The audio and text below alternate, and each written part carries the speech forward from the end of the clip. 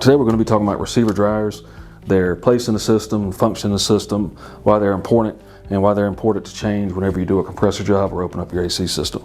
And we're going to look at some differences between a receiver dryer and an accumulator.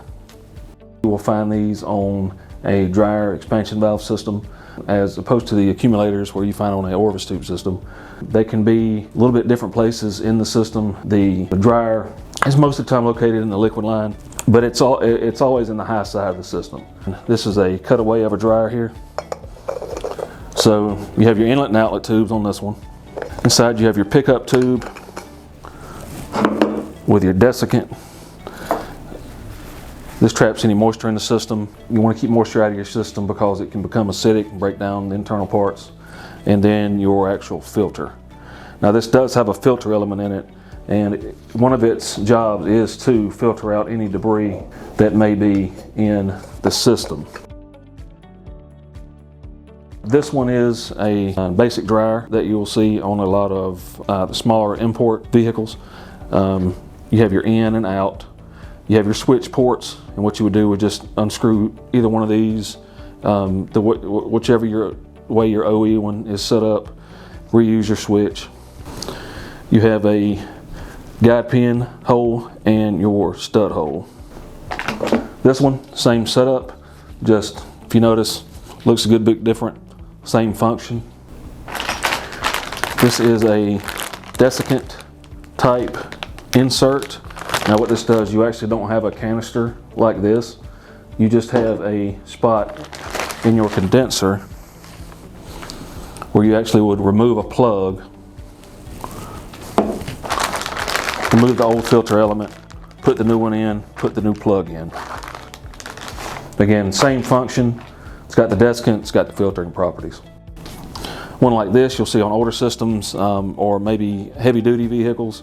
This one actually has a male and a female switch port. You always want to make sure that you pay attention to your in and out because this can be turned over. It could be easily flipped, but it will not work properly. This one is an inline dryer. Sometimes you'll see them vertical, sometimes horizontal. Again, be mindful of your in and out because these can easily be swapped. You'll find these on rear air units. A lot of times on ambulances or buses, you'll see these on heavy duty units, rooftop units.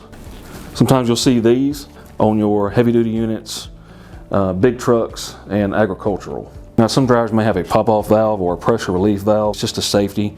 Anytime the pressure in the system gets to a certain high limit, what that will do is release pressure from the system to prevent any damage to the components. This one has a sight glass. This one also has a sight glass too. It's just letting you view the refrigerant flowing through the system, and it gives you a better idea of when you have enough refrigerant in the system.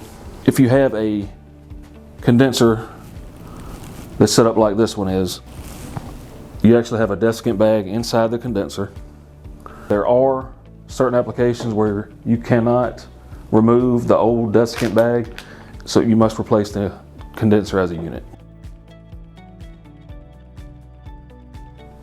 So to wrap up, just remember, always replace your dryer when you're doing a compressor job. When you have the system open more than a few hours, it's best to go ahead and replace it as well.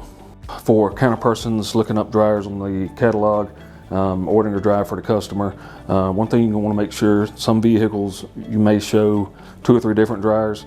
There's a Honda Civic that actually depends on whether it's an EX, DX, 2-door, 4-door. We actually may show up to 3 different dryers for that system.